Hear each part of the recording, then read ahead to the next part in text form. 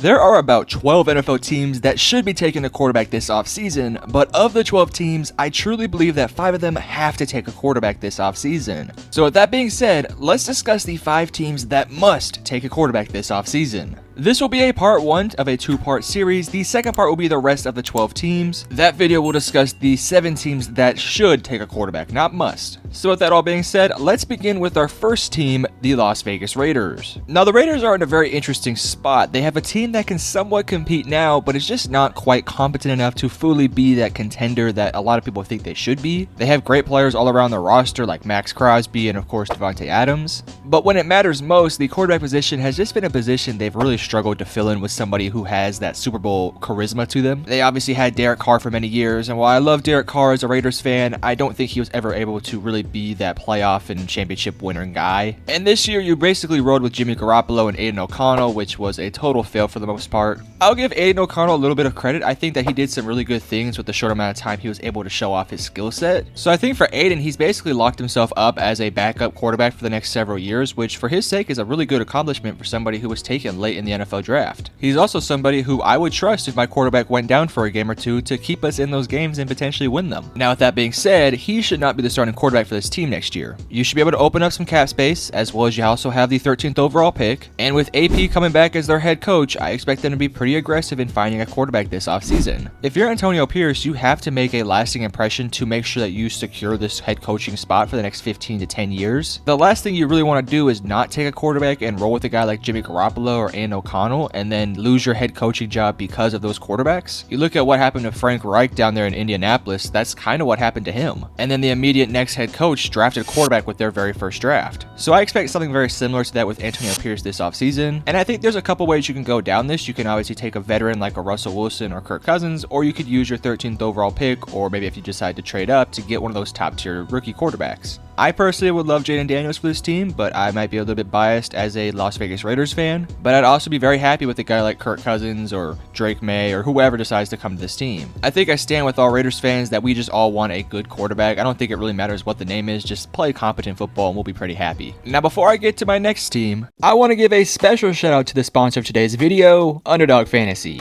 Underdog Fantasy is the easiest and fastest growing fantasy sports app available. My favorite thing about Underdog Fantasy is their pick'em games. Simply pick higher or lower for your favorite player's stats, and you'll have a chance to win up to 20 times your money in a single night. Pick between 2 to 5 players in a pick'em entry, and if you get them right, you'll be able to earn some serious cash. I personally love playing these pick'em games on game day to add another level of excitement for my day. And you can too if you sign up today using the link in the description below. Make sure to use promo code METROSPORTS and you can get your first deposit doubled up to $100 as well as an instant pick'em special. Underdog Fantasy is available to you in many different states. Check the screen right now to see if your state is eligible. And again, make sure to download Underdog Fantasy using promo code METROSPORTS. And I want to give a special thank you to Underdog Fantasy for sponsoring today's video. But now let's get back to our list. The next team we're going to be talking about is the New England Patriots. And now with Jerod Mayo taking over as the new head coach, a lot of the same principles that I said about Antonio Pierce take place for Jerod Mayo as well. A first-time head coach should be very aggressive to looking to get his starting quarterback. Again, the last thing you want to do is totally fail to get a starting quarterback for your new head coach, and then you have a Frank Reich Indianapolis Colts situation yet again, and they're in a very prime spot to do it. They have a ton of cap space, they have the 3rd overall pick, and they don't really have a quarterback on the roster who's really worth their time. And that's not really to say that Mac Jones or Bailey Zappi are just complete trash, but I do think that their time as the starting quarterbacks for the New England Patriots have sort of ran their course. If I was the Patriots, I would see what the value for a guy like Mac Jones would be in the open market, because if you can get some draft capital for a guy like Mac Jones, I think that would be a very good deal for them. And when it actually comes to this year's draft, I don't really think they are much of a move up candidate. I think sitting at number 3, you're either going to get Caleb, Drake, or potentially Jaden Daniels. And I think if you're New England, I think that's fine no matter what way you decide to go down. Obviously, I'd rather have Drake May or Caleb Williams, but I do think Jaden Daniels' skill set is very interesting. I've been pretty known to say that I don't think Jaden Daniels is a very good fit with New England, but with the new head coach and some new systems, I definitely do think it could potentially work. And for New England, I don't think you really have to be all that aggressive in pursuing pursuing one in the offseason because, like I said, you have the 3rd overall pick, and I think you should go younger when it comes to a quarterback. Like, if you want to contend now with a guy like Kirk Cousins, Russell Wilson, or so on and so forth, you definitely could. But I tend to think this team should just kind of stick with the little rebuild and retooling they're doing right now. I think getting an older quarterback sort of limits what they can do, and based off everything that I've been hearing, it does sound like the quarterback of the future will be taken in this year's draft. So again, I say if it's Drake May, Caleb Williams, or Jaden Daniels, I think they're all clear upgrades over Mac Jones and Bailey Zappi. But let us now move on to the next team, and it's going to be the Washington Commanders. Similar to the New England Patriots, this team has the 2nd overall pick, so I don't expect this team to be very aggressive in moving up to get that number 1 pick because ultimately they're going to get either Jaden Daniels, Drake May, or Caleb Williams, and I think they would be very happy with any of those guys. Now, me personally, I think Drake May is the fit here. I think fit-wise, I don't know why, it just feels like Drake May is a better fit for this team than a guy like Caleb Williams. Even though I think Caleb is the better prospect, I think that Drake May basically should be the pick here no matter what. I think for the Commanders, you really just need a total culture change from start to finish. This team has gone through many ups and downs, and it looks like they're basically fully indebted in trying to get this rebuild started. Trading guys like Montez Sweat, Chase Young, and eventually going to trade some guys in the offense eventually as well. It does sort of feel like this team is just kind of built to just restart. I look at a guy like Terry McLaurin or their 2 defensive tackles, and I'm just like, those guys are too good to be a part of a rebuilding team. So if you are the Commanders, maybe you do decide to trade one of those pieces to kind of jumpstart your rebuild. And what better way to start your rebuild than getting a guy like Drake May who can come in there and basically instantly impact your offense. Drake May is a Justin Herbert, Josh Allen-like quarterback. That's his upside. Now his downside is a little bit more scary. I think his downside is like a better version of what Carson Wentz is today, but that's like, of course, the ultimate dark side of things. But this isn't about the prospect, this is about the team. I do think as a team, they'd be very happy with a guy like Drake May. Again, I keep referring to Drake May because I think no matter what, I think he is the 2nd overall pick, and I do think Washington would absolutely love to have him. Last year, they rocked with Sam Howell, and while Sam Howell didn't play all that bad last year, when you have the 2nd overall pick and have a chance to take a premier talent like a Drake May, I think you have to do it. I think if this was a situation where they were like the 7th or 8th overall pick, I don't think they'd probably be looking for a quarterback just yet, but because they have the 2nd overall pick, they're basically kind of forced to. But I think for Sam Howell's sake, you have 2 options with Sam Howell. Either A, you could potentially trade him to a team that wants a young, bright quarterback who has a bit of a future, or B, he's one of the better backups in the NFL for many years to come. I think either way, if you're Washington, it's a win-win situation. You get your starting quarterback of the future, you also have your backup quarterback, or at least a trade asset moving forward. Again, it's not like Sam Howell was a bad quarterback, it was just that he was in a very rough situation with a bad offensive line and a lot of pressure to perform right away. And he wasn't really given a whole lot of time to prove himself. At the end of the day, he was given maybe, 15 weeks to really prove himself, which is not nearly enough time for a rookie quarterback, which I know he's not a rookie, but essentially that's what he was. We're talking about a guy who was drafted late in the draft and then ultimately became the starter in his 2nd season and had a lot of pressure to perform and look like the franchise quarterback. And despite leading the league in passing yards at one point, he's going to get replaced. This isn't me defending Sam Howell, but this is just me saying that I guarantee you there'd be some teams interested in Sam Howell's services. But let us now move on to the Pittsburgh Steelers. Now this one might be a bit of a personal opinion, but I've never been a believer in Kenny Pickett, and I do think that this team is too good all around to just stick with Kenny Pickett for another year. Now based off what I've been hearing, it does appear that this team is going to be very interested in bringing in competition against Kenny Pickett. So to me, that means one of 2 things. Either A, they're going to take a quarterback in this year's draft, whether it's a 1st or 2nd rounder, or B, they're going to bring in some backup level guy like Jacoby Brissett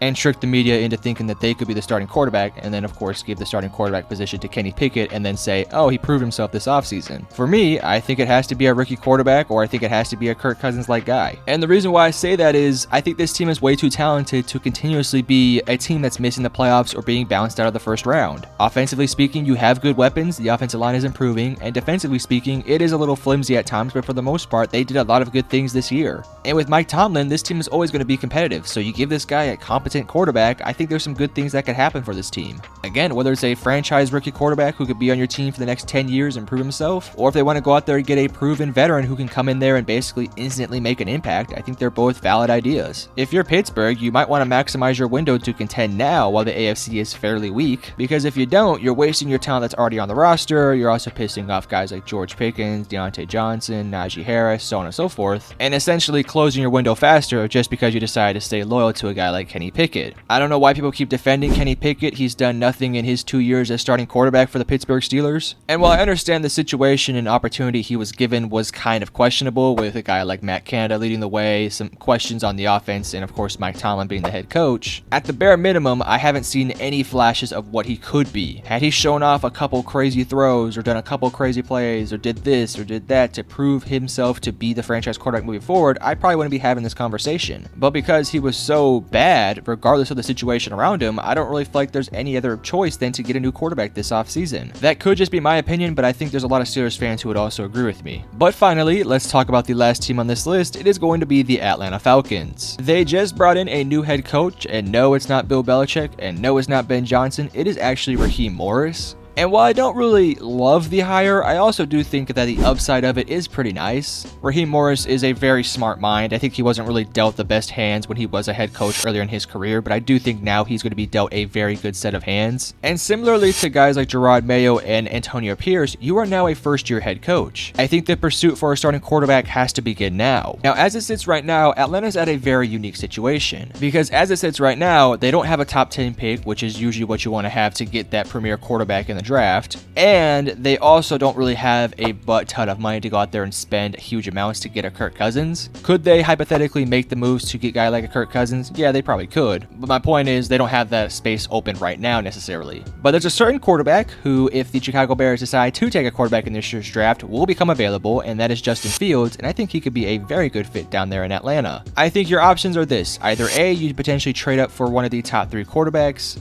B, you get a guy like a Kirk Cousins, or C, you trade for Justin Fields. I think no matter what route they do decide to go down, I think it's obviously all better than a guy like Desmond Ridder or Taylor Heineke, but I do think there is a little bit of a hierarchy structure there. I think the Falcons would obviously prefer to take a quarterback in the first round, but if that doesn't work, I think their second option would be to go out there and sign a veteran, and if that doesn't work, I think trading for Justin Fields also makes a ton of sense. I think of all the teams I've talked about in this video, I think the Falcons actually have the most unique situation out of all of them, because the Falcons have a contending team already established. Like, I know I said that about Pittsburgh, but when it comes to contending teams, I think the Falcons are a little bit more prepared and more equipped to do so right now, because offensively, they have a good offensive line, great weapons, a great running back, and defensively, they showed a lot of good things last year. So to me, they're in a unique situation in that sense, and they're also in a unique situation in a sense of they can go down any direction at the quarterback position, and I think it's a very clear upgrade over what they've already had. For example, you're not going to see Pittsburgh or the Washington Commanders or the Raiders or the Patriots be aggressive in pursuing a guy like Justin Fields. You're also not likely going to see a team like the Patriots or Commanders go out there and look for a veteran, but Atlanta has kind of all avenues open. Like I said, you could take a veteran, you could take a quarterback in the draft, or you can make a trade for a guy like Justin Fields. They, to me, are the one team that if they do take a quarterback, has that legit chance to make the biggest leap of all the teams in this video. Now, I do think that depends a lot on who Raheem Morris signs as their offensive coordinator, because of course, Raheem Morris is going to work primarily more with the defense. I am interested to see who their offensive coordinator is moving forward, but I'd imagine that job is going to be very tempting with guys like Kyle Pitts, Drake London, Bijan Robinson, and now a franchise quarterback. So I think moving forward, we got to start talking a little bit more seriously about the Atlanta Falcons, because this is a massive offseason for them. But that is going to conclude my list. If you did enjoy, hit the like and subscribe button, but I love you guys. Peace.